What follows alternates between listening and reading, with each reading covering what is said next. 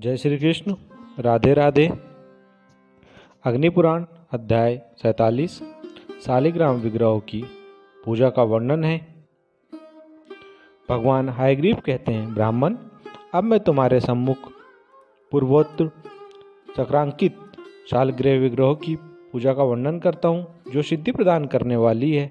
श्रीहरि की पूजा 3 प्रकार की होती है, काम्या, अकाम्या और उभयात्मिका। मत्स्य आदि 5 विग्रहों की पूजा काम्या अथवा उभयात्मिका हो सकती है।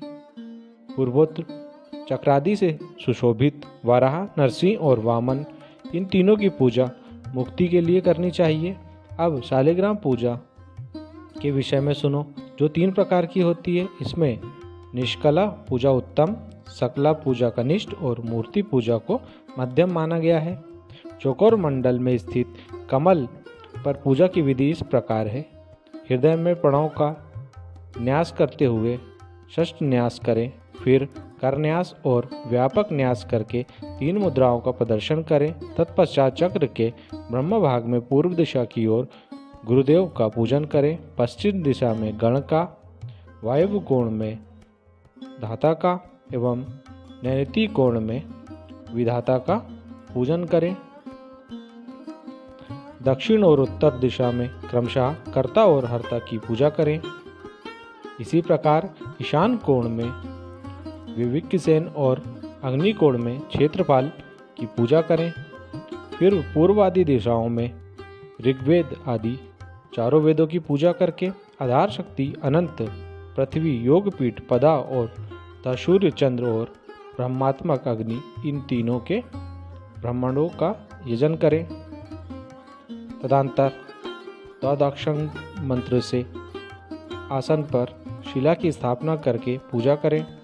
फिर मूल मंत्र के विभाग करके एवं संपूर्ण मंत्र से क्रम पूर्वक पूजन करें। फिर प्रणव से पूजन करने के पश्चात 3 मुद्राओं का प्रदर्शन करें। इस प्रकार यह शालिग्राम की प्रथम पूजा निष्कला कही जाती है।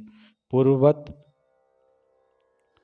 षोडश दल कमल से युक्त मंडल को अंकित करें। उसमें शंख, चक्र, गदा और खड़ग, इन आयुधों की तथा गुरु आदि के पहले की भांति पूजा करें। पूर्व और उत्तर दिशाओं में क्रमशः धनुष और बाण की पूजा करें।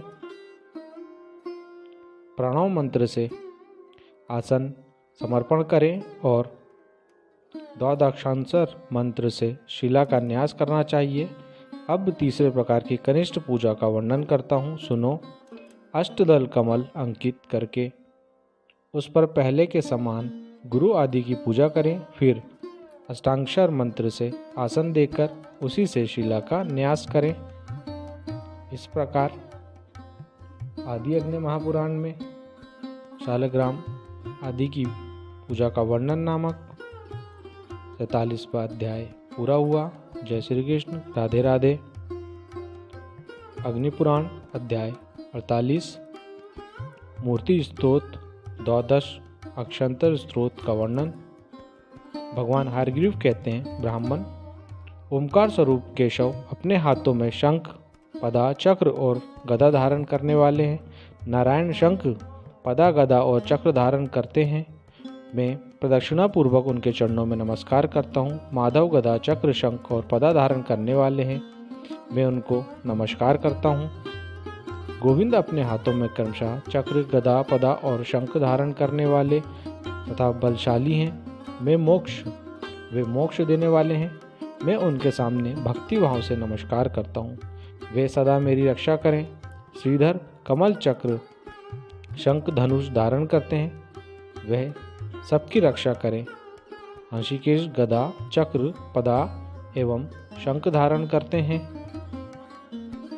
वे हम सब की रक्षा करें। दामोदर के हाथों में पदा, शंख, गदा और चक्र शोभा पाते हैं, मैं उन्हें प्रणाम करता हूँ। भगवान वासुदेव ने ही संपूर्ण जगत का विस्तार किया है। चक्र धारण करने वाले सकर्षण, आप लोगों की रक्षा करें। युद्ध कुशल भगवान प्रद्युम्न चक्र, गदा और पदा धारण करते हैं। अनिरुद्ध शंख, गदा, चक्र, पदा धारण करने वाले हैं, वे हम लोगों की रक्षा करें।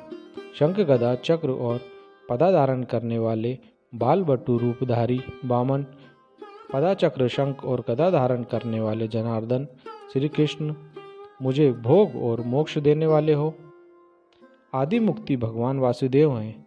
उनसे सकर्षण प्रकट हुए और सकर्षण से प्रद्युम्न और प्रद्युम्न से अनिरुद्ध का प्रादुर्भाव हुआ। इनमें से एक एक क्रमशः केशव आदि मूर्तियों के भेद से तीन तीन रूपों में अभिव्यक्त हुआ। 24 मूर्तियों की स्तुति से युक्त इस द्वैताक्षर स्तोत्र का जो पाठ अथवा श्रवण करता है वह निर्मल होकर संपूर्ण मनोरथों को प्राप्त कर लेता है। इस प्रकार आदि अग्नि महापुराण में श्री हरि की 24 मूर्तियों के स्रोत का वर्णन नामक 48वां अध्याय पूरा हुआ। जय श्री कृष्ण। राधे राधे।